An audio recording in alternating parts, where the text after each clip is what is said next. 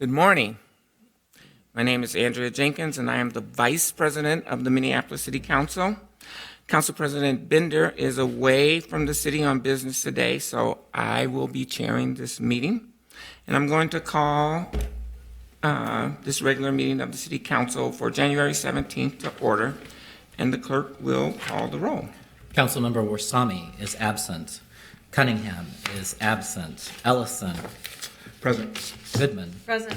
Johnson. Here. Palmisano is absent. Gordon. Here. Cano. Here. Reich. Here. Fletcher. Here. Bender is absent. Schrader. Here. Vice President Jenkins. Here. There are 10 members present. Thank you, 9 members. Mr. Clerk. Let the record reflect that we do have a quorum of 9. Colleagues, today's agenda is before us. Do I have a motion before you to amend the agenda? I'm sorry, I have a motion before you to amend the agenda to include the order of resolutions, a resolution honoring the 40th anniversary of Macedonia Baptist Church. Is there any discussion on that motion? So moved. Those in the, we have a proper second? And all those in favor say aye. Aye. Those opposed say nay. And that carries, and the agenda has been amended. Are there any other amendments to the agenda from council members? Seeing none, I will again recognize the majority leader for a motion to adopt the agenda as amended. So moved. All those in favor say aye. Aye. Those opposed say no. That carries, and the agenda is adopted as amended. Next, we will have the minutes from both the adjourned meeting of December 11, 2019, and the regular meeting of December 13, 2019, and I'll entertain a motion to accept those minutes. So moved. All those in favor say aye. Aye. Any opposed say no. And that item carries. Let the record reflect that Council Member Warsame has joined us. Finally, I will entertain a motion to refer petitions, communications, and reports to the proper committees for the next cycle. All those in favor say aye. Aye. All those opposed say nay. And that carries, and those referrals are made. And next, we will have the reports of the standing committees. So the next order of business is to receive the reports of our standing committees, and we will begin with the Committee of the Whole. And I don't believe Councilmember Cunningham, oh, I'm sorry. We have been joined by Councilmember Cunningham, who will present that committee's items. Thank you, Madam Vice President. The Committee of the Whole brings forward one agenda item for approval today. It is an audit committee appointment of Heather Johnson to seat 2 for a 3-year term, and also waiving the residency requirement for Ms. Johnson. And I will move approval of that item. And the clerk will call the roll. Councilmember Warsame. Aye. Cunningham. Aye. Ellison. Aye. Goodman. Aye. Johnson. Aye. Gordon. Aye. Cano. Aye. Reich. Aye. Fletcher. Aye. Schrader. Aye. Vice President Jenkins. Aye. There are 11 ayes. That carries, and the report is adopted. Next is the report from the Economic Development and Regulatory Service Committee given by the Chair, Councilmember Goodman. Thank you, Madam Vice President. The Economic Development and Regulatory Services Committee is bringing forward 11 items for approval this morning. Item number 1 is a license for the Los Free House. Item 2 is a bond issuance for North Star Academy Charter School. Item 3 are the liquor license approvals, and 4 are the license renewals. Item number 5 are the gambling license approvals, and 6 are the renewals.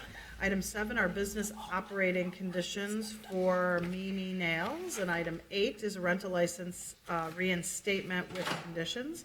Item 9 is the annual report for the McPhail Center for Arts, and item 10 is approving some appointments to the Upper Harbor Terminal Collaborative Planning Committee.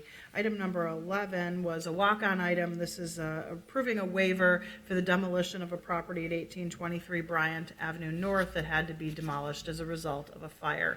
With that, I'll move items 1 through 11 for approval. Thank you, Chair Goodman. Are there any questions? Seeing none, the clerk will call the roll. Councilmember Warsame. Aye. Cunningham. Aye. Ellison. Aye. Goodman. Aye. Johnson. Aye. Gordon. Aye. Kano. Aye. Reich. Aye. Fletcher. Aye. Schrader. Aye. Vice President Jenkins. Aye. There are 11 ayes. That carries, and the report is adopted. Next is the report from the Elections and Rules Committee given by Ellison, the chair of that committee. Thank you, Madam Vice President. The Elections and Rules Committee has one item to bring forward. It is the passage of a resolution approving the appointment of election judges to serve in the March 3rd, 2020 presidential nomination primary and authorizing the Director of Elections to appoint additional election judges as necessary. And I also note that today is the first day of voting in the entire country. So congratulations, us. With that, I will move approval. Thank you, Councilmember Ellison. Is there any discussion? Seeing none, the clerk will call the roll. Councilmember Warsame. Aye. Cunningham. Aye. Ellison. Aye. Goodman. Aye. Johnson. Aye. Gordon. Aye. Kano. Aye. Reich. Aye. Fletcher. Aye. Schrader. Aye. Vice President Jenkins. Aye. There are 11 ayes. Thank you. That carries, and that report is adopted. The Enterprise Committee is next, and that report will be given by Vice Chair Councilmember Kano. Thank you, Madam Chair. The Enterprise Committee brings forward 8 items today. A request for proposals for health services, a contract with DRI Consulting and SKS Consulting for management assessments and related services, a contract amendment with Infer Public Sector, Inc. for license, maintenance, and support of Enterprise Land Management System, a contract amendment with Evolve Software Corporation for Project Docs upgrade, a contract amendment with Deloitte Consulting LLP for pension benefit consulting services, a contract amendment with Minneapolis Telecommunications Network for community public access TV, a bid for telecommunications equipment, and a contract with Employment Investigations, Inc. and J. Selmer Law, PA for neutral workplace investigations. And I'll stand for any questions. Thank you, Chair Kano. And that report has been moved for approval. Is there any discussion? Seeing none, the clerk will call the roll. Councilmember Warsame. Aye. Cunningham. Aye. Ellison. Aye. Goodman. Aye. Johnson. Aye. Gordon. Aye. Kano. Aye. Reich. Aye. Fletcher. Aye. Schrader. Aye. Vice President Jenkins. Aye. There are 11 ayes. Report is adopted. The Housing Policy and Development Committee is next, and that report will be given by its chair, Councilmember Gordon. The Housing Policy and Development Committee is bringing forward 4 items for approval today. The first is a land sale at 2919 Upton Avenue North. Second is approving Tessa Wetjen as for a reappointment to the Minneapolis Public Housing Authority, a council appointee. The third is authorizing an amendment to our cooperative funding agreement for the Fair Housing Implementation Council cooperative funding. And our fourth and final item is accepting grants from Minnesota Housing in the amount of $1.1 million to develop new construction homes and provide home improvement loans for existing homeowners. I will move all 4 items forward for approval. Councilmember Gordon has moved for approval of the committee's report. Is there any discussion? Seeing none, the clerk will call the roll. Councilmember Warsame. Aye. Cunningham. Aye. Ellison. Aye. Goodman. Aye. Johnson. Aye. Gordon. Aye. Kano.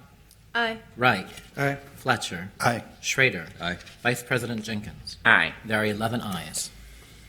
That item carries. The report is adopted. The Public Health and Environment, Civil Rights and Engagement Committee is next, and that report will be given by Chair Councilmember Cunningham.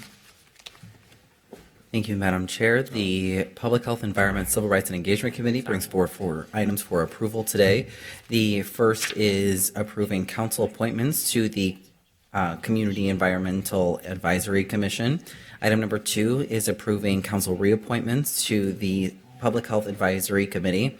Item number 3 is accepting a grant from the Minnesota Department of Human Services for targeted opioid treatment, prevention, and recovery services. And item number 4 is accepting a grant from the Minnesota Department of Health for public health services. I move approval of all 4 items. Thank you, Chair Cunningham. And I will ask the clerk to call the roll. Councilmember Warsami. Aye. Cunningham. Aye. Ellison. Aye. Goodman. Aye. Johnson. Aye. Gordon. Aye. Kano. Aye. Reich. Aye. Fletcher. Aye. Schrader. Aye. Vice President Jenkins. Aye. There are 11 ayes.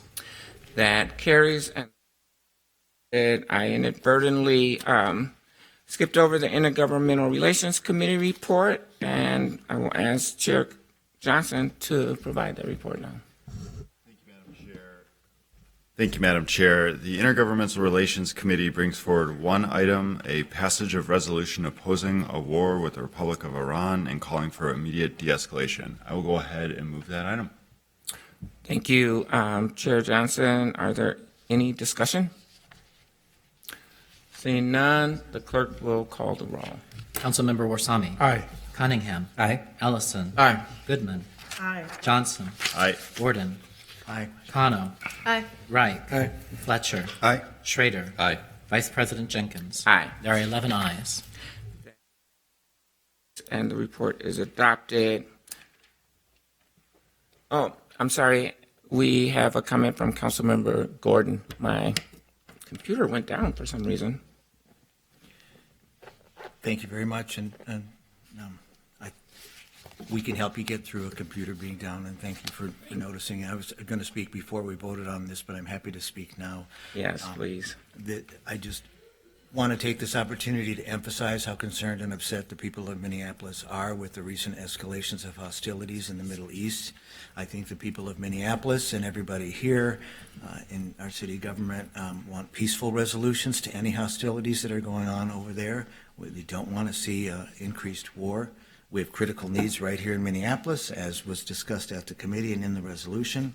Federal government has been pulling back on support for cities and its commitment to the people of this country. And just think of it, pulling back from investing in public housing as an example. We wasted trillions of dollars on war and violence and have only made problems around the world worse. We should spend those dollars making people's lives better right here in the United States. And I have also concerns about right here in Minneapolis, our city. I also wanted to note and thank the St. Paul Council member, Mitra Jalali, who wrote the final whereas clause recognizing the experience and contributions of Iranian Americans right here at home. So I appreciate everybody's support. I also want to give a special tip of the hat to my aide, Robin Garwood, who got on this right away and moved this forward. I will tell you that I've been on the council for a while, and we've tried to come forward with resolutions opposing war when our federal government got involved, and it has never been easier. There's never been so much support from my colleagues here, just recognizing, yes, we don't have to be worried about being a city and weighing in on these matters. In fact, it's our responsibility and duty to weigh in on them and to do so strongly. So I really appreciate everybody's support and realizing this is important and appropriate for us to do. Thank you, Councilmember Gordon. And again, my apologies for not recognizing you earlier. Our next committee report is the Public Safety and Emergency Management Committee report, and will be given by Councilmember Cano. Thank you, Madam Chair. The Public Safety and Emergency Management Committee has one item to bring forward today, and that is a contract amendment with the Minnesota Bureau of Criminal Apprehension for DNA analysis of police department case evidence. I would like to move this forward and will stand for any questions. Councilmember Cano has moved the committee's report for approval. Is there any discussion? Seeing none, I will ask the clerk to call the roll. Councilmember Warsami. Aye. Cunningham. Aye. Ellison. Aye. Goodman. Aye. Johnson. Aye. Gordon. Aye. Kano. Aye. Reich. Aye. Fletcher. Aye. Schrader. Aye. Vice President Jenkins. Aye. There are 11 ayes. That carries and the report is adopted. Report will be from the Transportation and Public Works Committee, and the report will be given by its chair, Councilmember Wright. Thank you, Madam Vice President. The committee forwards 12 items today for full council consideration. Item 1 is the reappointment of Director of Public Works, Robin Hutchinson. I'll note that we were joined in committee by several stakeholders that had resounding affirmation of this reappointment. Item 2 was the contract with Hennepin County for waste disposal services. 3 is the contract amendment with Schenck Constructors Incorporated for Columbia Heights Filter Plant Ferric Chloride System Improvements Project. 4 is the contract amendment with Lionel Lakes Landscaping Incorporated for turf establishment. 5 is the contract amendment with Meyer Contract Incorporated for North Loop Reconstruction Project. 6 is the contract amendment with the Park Construction Company for Hennepin Avenue South, street reconstruction project that goes from Lake Street to 36th Street West. 7 is the contract amendment with the Rice Lake Construction Group for Fridley Water Plant Rehabilitation Project. 8 is the contract amendment with Tiller Corporation for bituminous mixtures. 9 is the agreement with Minnesota Department of Transportation for Hennepin Avenue street reconstruction project that goes from Washington Avenue to 12th Street. 10 is the gift acceptance from MnDOT for a parklet structure. 11 is a bid for sidewalk curb driveway approaches project. And the final item is a bid for hauling and disposal of dirt and snow. Both of those were accepting low bids. Madam Vice President, I move all items as submitted. Thank you, Councilmember Wright. And Councilmember Wright has moved for approval of the committee's report. Is there any discussion? Seeing none, the clerk will call the roll. Councilmember Warsami. Aye. Cunningham. Aye. Ellison. Aye. Goodman. Aye. Johnson. Aye. Gordon. Aye. Kano. Aye. Reich. Aye. Fletcher. Aye. Schrader. Aye. Vice President Jenkins. Aye. There are 11 ayes. That carries and the report is adopted. Report from our Ways and Means Committee, which will be presented by its chair, Councilmember Warsami. Thank you, Madam Vice President. The Ways and Means Committee has 24 items for approval today, and item number 1 is a litigation matter of Keith Daniel versus City of Minneapolis. Item number 2 is a legal settlement, Martin versus City of Minneapolis. Item number 3 is a legal settlement, Rochelle Levine versus City of Minneapolis. Item number 4 is a legal settlement, Glenda F. Johnson versus Jason Wolf. Item number 5 is another legal settlement, Viet and Company, Inc. versus the City of Minneapolis. Item number 6 is a workers' compensation claim of Michael Grosner. Item number 7 is a legal workers' compensation claim of William Dodgson. Item number 8 is a contract amendment with Meet Minneapolis for sales and marketing of the Minneapolis Convention Center and Convention and Tourism Services for the city. Item number 9 is the annual property insurance premium for the Minneapolis Convention Center. Item number 10 is a rebid for site improvements at the Public Service Building. Item number 11 is a contract amendment with RTL Construction, Inc. for increased drywall work for the Public Service Building. Item number 12 is a contract amendment with Grazzini Brothers and Company for the tile and stone work for the Public Service Building project. Item number 13 is a contract amendment with Modern Piping, Inc. for mechanical work for the Public Service Building project. Item number 14 is a contract amendment with Questions and Solutions Engineering, Inc. for consulting services for the Public Service Building project. Item number 15 is a contract amendment with Prindle Painting, Inc. for painting work for the Public Service Building project. Item number 16 is a contract amendment with Empire House, Inc. for interior glazing work for the Public Service Building project. Item number 17 is a contract amendment with Danny's Construction Company, LLC, for structural steel work for the Public Service Building project. Item number 18 is a contract amendment with Distinctive Cabinet Design, Inc. for casework and millwork for the Public Service Building project. Item number 19 is a contract amendment with B&D Associates LLC for masonry work for the Public Service Building Project. Item number 20 is a contract amendment with Premier Electrical Corporation for electrical work for the Public Service Building Project. Item 21 is a contract amendment with Kevitt Companies for shoring and exterior planters for the Public Service Building Project. Item number 22 is a contract amendment with M.A. Mortensen Company for increased carpentry and casework for the Public Service Building Project. Item number 23 is a contract amendment with Lejeune Steel Company for structural steel supply for the Public Service Building Project. The final item, item number 24, is a contract with Wells Fargo Bank, U.S. Bank, Wells Fargo Institutional Retirement and Trust, and Associated Bank net spend for banking services. And I move approval of all 24 items. Councilmember Warsame has moved for approval of the committee's report. Is there any discussion? Seeing none, the clerk will call the roll. Councilmember Warsame. Aye. Cunningham.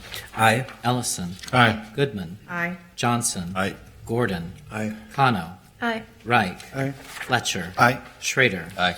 Vice President Jenkins. Aye. There are 11 ayes. Report is adopted. Finally, we have the report from the Zoning and Planning Committee, which will be presented by that committee's chair, Councilmember Schrader. Thank you, Madam Vice President. The Zoning and Planning Committee will be bringing forward 6 items for approval today. The first is the approval of an interim use permit at 2220 16th Avenue North. The second is the approval of an rezoning application at 1701 44th Avenue North. The third is the approval of a rezoning at 255, 261, 267 Girard Avenue North, as well as 232, 236, 238, 242, 244, and 250 Humboldt Avenue North. Number 4 is the approval of a rezoning at 910 Oliver Avenue North. Number 5 is the approval of rezoning at 3528 Bloomington Avenue. And the 6th is the passage of ordinance regulation existing off-premises advertising signs and billboards near regional sports facilities. I move all for approval. Councilmember Schrader has moved the report for approval. Is there any discussion? Councilmember Warsame. Thank you, Madam Vice President. I want to talk on item number 6, and this is an ordinance by myself with regards to the billboard signage. And it's basically a very simple change that we made here to have 2 signs to be upgraded to digital. Both signs will be facing north, or they will be facing the stadium. And the space is going to be confined just to an area in Ward 6 around the stadium. And what we've made is a couple of comments here, which is, I have a couple of comments from my colleagues here to support this item. One is for every sign, that for every 1 square foot of new and renovated billboard space must equate to 2 square feet of billboard space removed elsewhere. And these removal of signs will happen in non-conforming areas, especially neighborhoods. Second, the Elliott Park neighborhood, which these signs are going to be upgraded on, are supportive of the change and upgrading these signs to digital. They actually sent another email yesterday reaffirming their support. The 2 signs being upgraded to digital will be facing the U.S. Bank, so they won't be facing any residential area. They'll be facing the stadium itself, which already has digital signage. And the ordinance that item number 6 is going to pass is basically confines the upgrade specifically to that block. So it's not going to be, they're not going to be able to upgrade other signs or expand the area. It will be just confined to that space. The ordinance confines billboard square feet upgrade size to remain the same as the current non-digital signs. Therefore, the upgrade, they cannot expand the sign. It will be the same space as the non-digital sign. So basically everything stays the same. But we can get rid of some, for these upgrades or any future upgrades there, we can get rid of other signs that we don't need in our neighborhoods. And I would like my colleagues to support this. And this has been going on, this project has been kind of going on for 2 years, and it's been a bit frustrating and a bit of a labor on Ward 6's office's part. And also that we had a deal in the past to move these billboards from where they were in order for us to get this development project in Elliott Park for affordable housing development project. So those are my comments, and I would love to get the support of my colleagues on this. Thank you. Thank you, Councilmember Warsame. Councilmember Goodman. Thank you, Madam Chair. Or Vice President, we're discussing this item 6 now, correct? Yes. Okay. I just wanted to chime in on this issue. I voted against this in committee, and I'm going to vote for it in the full council today. And I want to be a little bit more direct about why this happened. This digital billboard agreement was put together because First Covenant Church wanted to do a land swap with the owners of this property in order to facilitate a very large affordable housing project that's going up next to the Viking Stadium. So the part of the deal in the land swap was that the billboard was on one of these parcels, and the parcel that the billboard was on was needed for the affordable housing. And so there were a number of agreements made amongst everyone involved that in order to facilitate the affordable housing, we would go ahead and allow this digital upgrade. The reason this did not pass in committee is because the Clear Channel guy basically got up and said, I don't care if you do it or not. Well, of course he didn't, because it's the property owner who's really kind of at risk here, not the Clear Channel guy. And so, he kind of baited us to say no, and I was happy to do so. But in retrospect, this was a deal that was made in order to facilitate an affordable housing project, and I think the city has to be good with its word. And so for that reason, even though I'm not thrilled about a digital billboard upgrade, I do think it's important to when we give some certainty in order to make something happen that was one of our main top goals in the city, that we follow through with that. So I will change my vote in order to vote for this today, but I don't bemoan anyone who doesn't. I just feel like we need to move forward. Councilmember Fletcher. Thank you, Madam Chair. I appreciate you bringing forward this limited a version of this. I know that there have been versions of this that I opposed previously that would have done more to expand.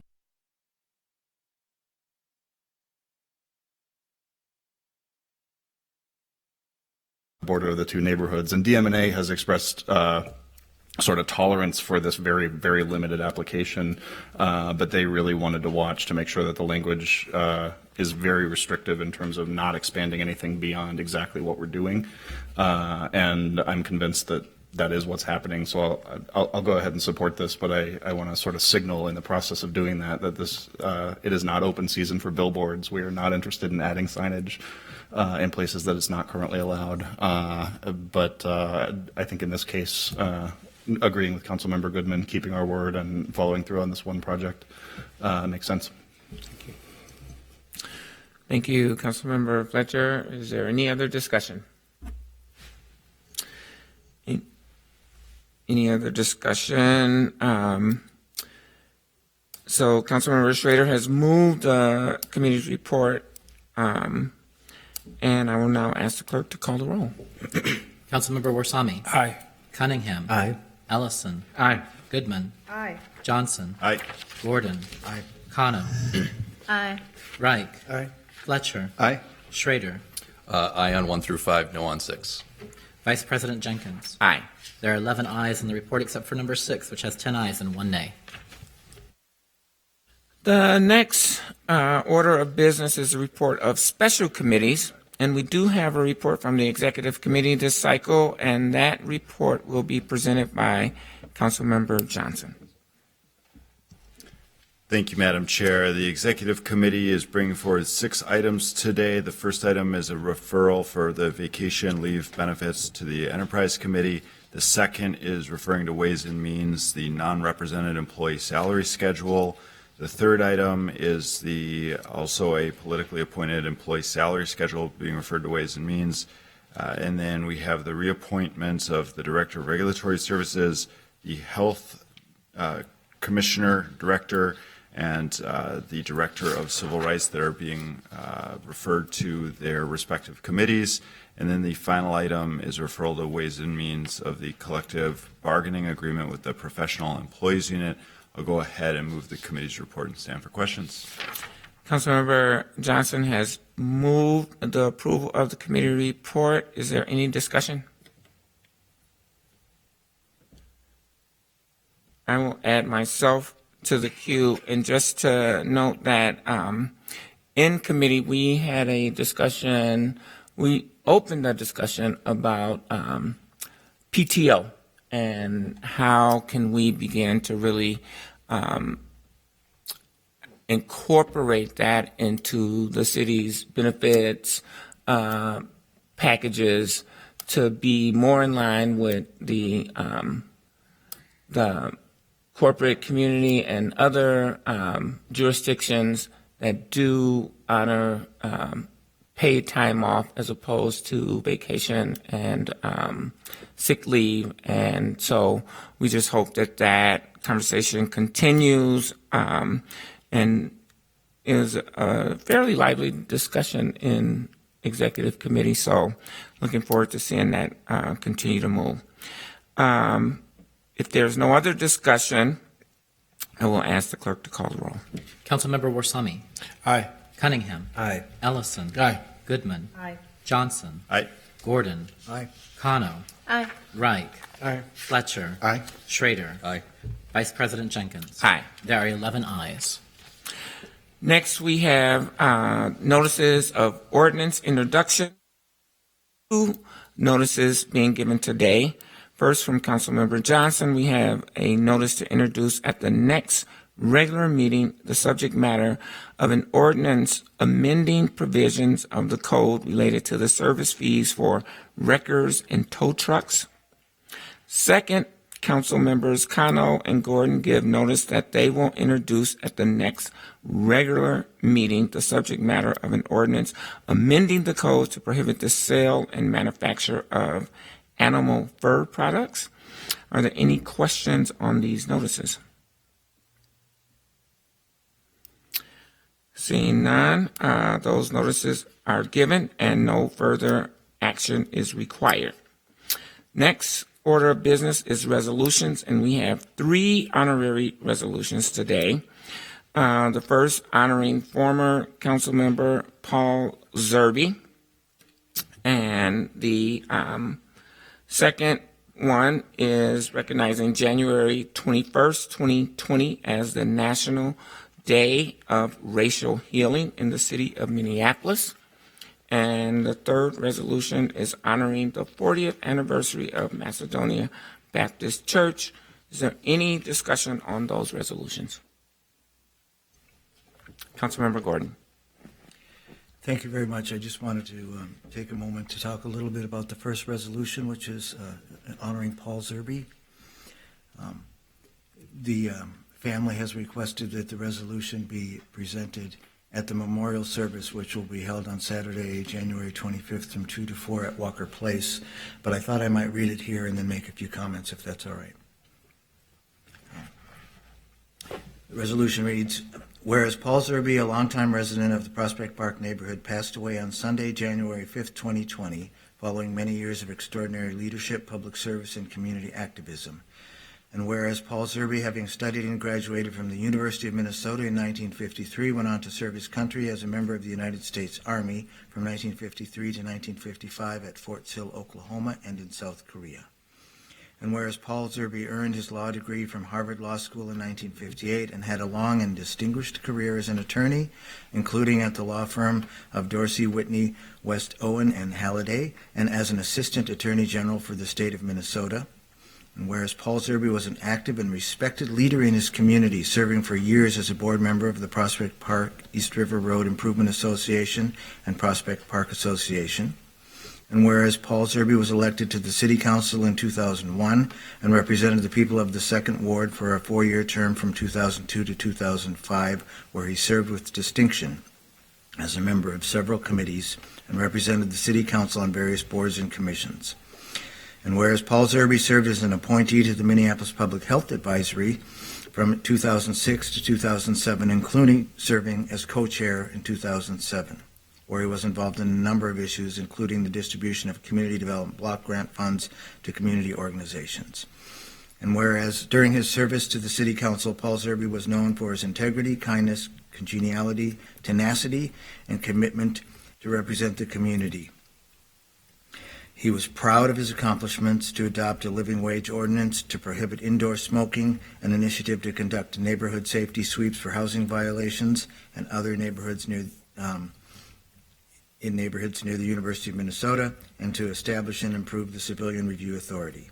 And whereas Paul Zerby is survived by his wife, Elizabeth, sons Paul, Stephen, Matthew, and daughter Ann, brother Michael, and sister Susan, and grandchildren Mark, Sam, Maria, and Amy, and Nikki.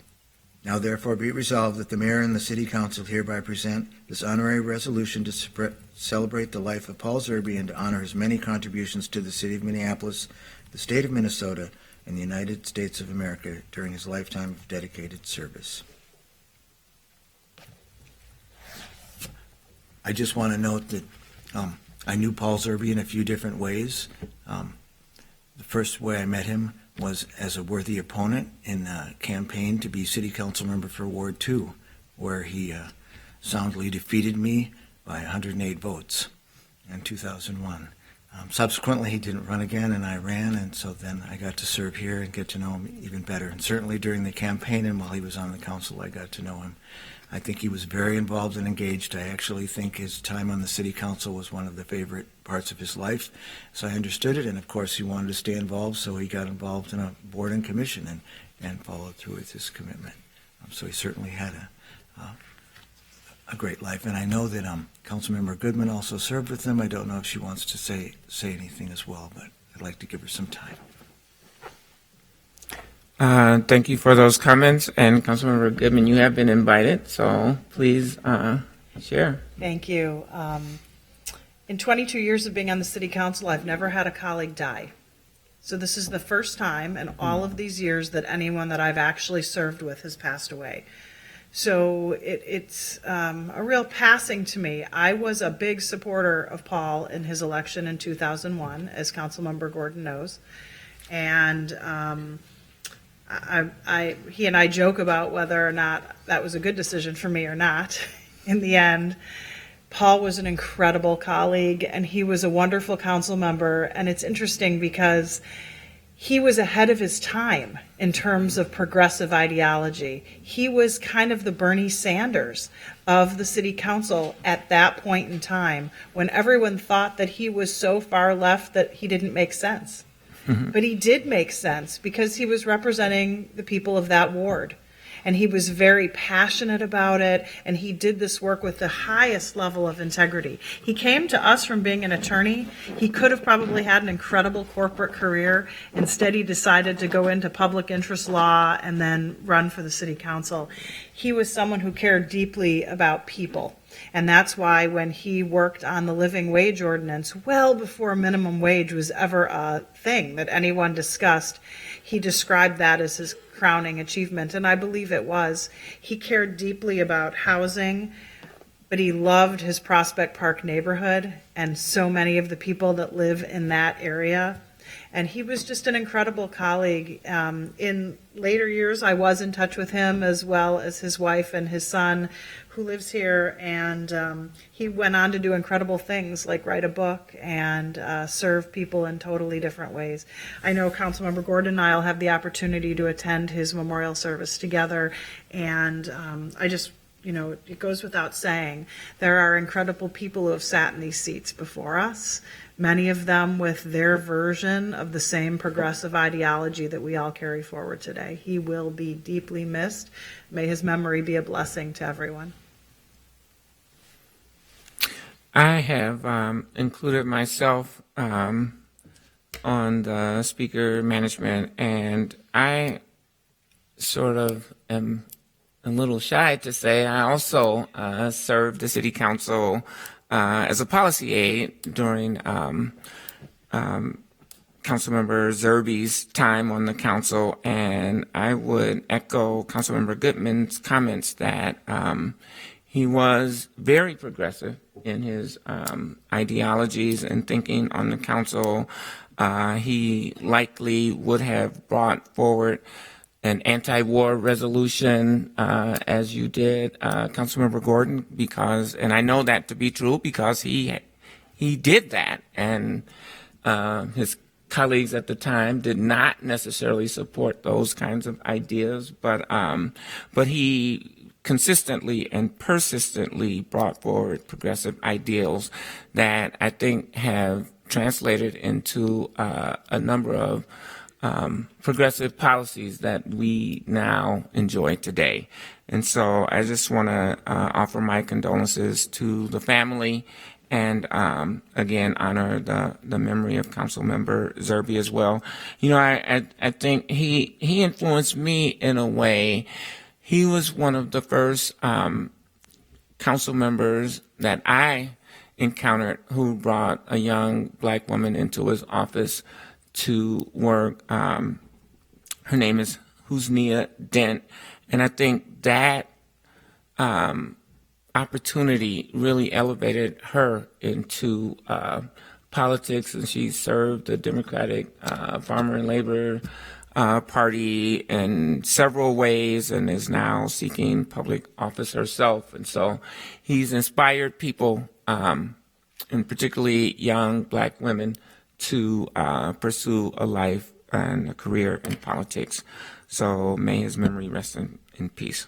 I also brought forward a resolution honoring the 40th anniversary of the Macedonia Baptist Church. And although none of the members were able to join us today, I do want to read the resolution for the public record. And so the resolution honoring the 40th year anniversary of Macedonia Baptist Church, whereas January 12, 2020 marks the 40th anniversary of Macedonia Baptist Church, which was founded on January 12, 1980, and has served the community from its current location at 3801 First Avenue South in Minneapolis for most of that time. And whereas Macedonia Baptist Church will celebrate its 40th year anniversary on Sunday, January 19th, 2020 at 10:45 a.m. with the theme being Building on the Foundation of God. And whereas Macedonia's services began with the vision from Deacon Forrest W. Green and 147 early supporters who signed the Macedonia Baptist Church Charter roster on January 12, 1980, first held at the South Minneapolis Masonic Temple, and then utilizing various community spaces, including the Regina School and members' homes, before finding a permanent home at 3801 First Avenue South. And whereas Reverend Gregory L.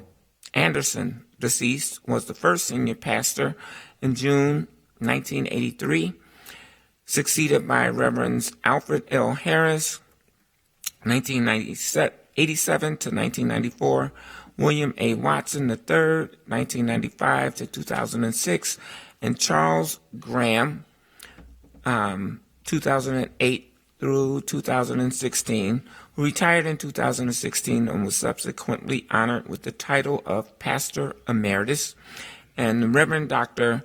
Herbert Thomas, who is now the 5th senior pastor, having recently celebrated his second year anniversary with his wife, First Lady Juanita Thomas. And whereas Macedonia Baptist Church remains an important cornerstone community space, both of worship and of resource in the South Minneapolis, through administration of a food shelf once a month on the fourth Wednesday, a back-to-school event held every August where backpacks and school supplies are provided, Vacation Bible School held in July, which is open to the community, and a holiday toy drive held in December each year. And whereas at the core of Macedonia's belief and teachings is that members and ministries will continue to share blessings with community under the grace and mercy of God. Now, therefore, be resolved by the City Council of the City of Minneapolis that the Mayor and City Council do hereby recognize and honor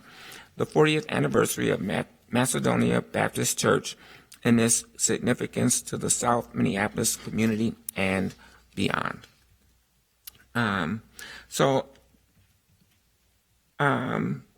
Is there any discussion on these resolutions? All those in favor say aye. Aye. Those opposed say nay, and that carries, and those resolutions are adopted.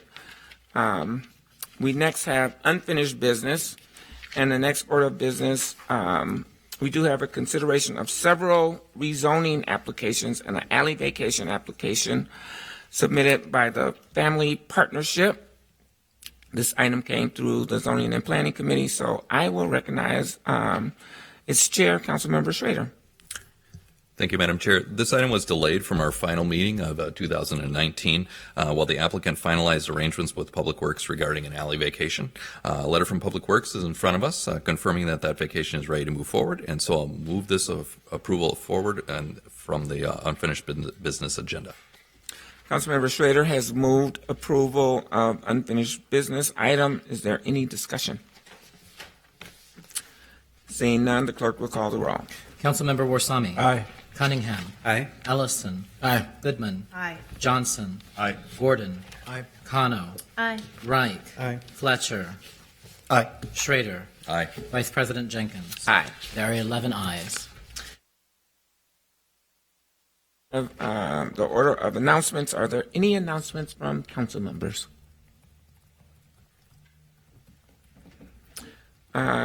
I do want to take a moment to acknowledge the passing of Tommy Thompson on January 2nd, 2020. We all know how much council members have come to rely on our city coordinator.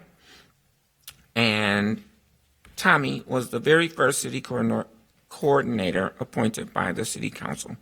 Prior to his appointment, the coordinator was a civil service position. Tommy served as city coordinator from 1967 to 1977, and his legacy lives on in many of downtown's most well-known spaces, including Orchestra Hall and Nicollet Mall. Prior to serving as the city coordinator, Tommy worked in the Public Works Department as a junior engineer in the Water Department, an assistant traffic engineer, and eventually city engineer. He also served in the Navy during World War II, and our condolences go out to Tommy's family. I would also note that January 15th was the actual birthday of the Reverend Dr. Martin Luther King, and we will celebrate that birthday this coming Monday. And just want to acknowledge his contributions to the United States of America and to the world through his visionary leadership. And so hopefully we can all take a moment and recognize his contributions, as well as do a service to the community, which Dr. King admonished us to do. And with that, we have concluded all business to come before the City Council. Madam Vice President. I'm sorry? I'm so sorry to interrupt. Apologies, I failed to script this up, but the resolution declaring the Day of Racial Healing, we were hoping to read that. Even though there wasn't a formal presentation per se, we were hoping to bring that forward and have that resolution read, and I'm happy to get a copy of that for you if need be. I do not have a copy, so it would. I will have a copy brought to you right now.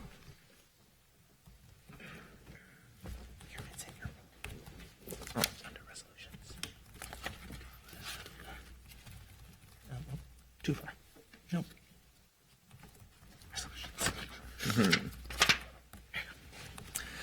Thank you, Mr. Clerk. I really appreciate you bringing this to my attention. And so the third resolution that we have already passed, but is honoring and recognizing January 21st, 2020 as the National Day of Racial Healing in the city of Minneapolis. Whereas we have all witnessed racial divisiveness rising in America's urban, rural, suburban, and tribal communities today that threaten the very core of this great country's unified front. And whereas, just like those who came before us, it is our duty to protect the children of this city and country and maintain communities in which they may all be given the opportunity to succeed. And whereas We understand and recognize that there is a racial divide in our country, and we must all work earnestly to heal the wounds created by racial, ethnic, and religious bias and build an equitable and just society so that all children can thrive. And whereas children have the right to be provided every opportunity to learn, grow, and thrive in nurturing environments that don't violate their safety, dignity, and humanity. And whereas every single person has the capability to make a simple change within themselves that can have a profound effect on the entire society. And whereas if we all dedicate ourselves to the principles of truth, racial healing, and transformation, we can all bring about the necessary changes in thinking and behavior that will propel this great country forward as a unified force where racial biases will become a thing of the past. And whereas racial healing is a vital and crucial commitment to the education, social, mental, and overall well-being of our children, and whereas the city of Minneapolis, in conjunction with others throughout the United States of America, acknowledges Tuesday, January 21st, 2020 as the National Day of Racial Healing, and urges all people to promote racial healing and transformation in the ways that are best suited for them individually as a means to working together to ensure the best quality of life for every child. Now, therefore, be it resolved by the City Council of the City of Minneapolis that the Mayor and City Council do hereby honor and recognize January 21st, 2020 as the National Day of Racial Healing. And to that end, we will have events here at City Hall on Tuesday, January 24th, as well as an event in the community, I believe at Judson Memorial Church that evening or that afternoon at 4 p.m., and we invite the public to join in honoring and acknowledging and celebrating the National Day of Racial Healing. Thank you, Mr. Clerk, again, for bringing that to my attention. And with that, I believe we have concluded all business to come before this City Council. We do have a request for a closed session to discuss litigation matters with the City Attorney, and may I have that motion? So moved. All those in favor say aye. Aye. Any opposed say no. That carries, and we are adjourned to closed session.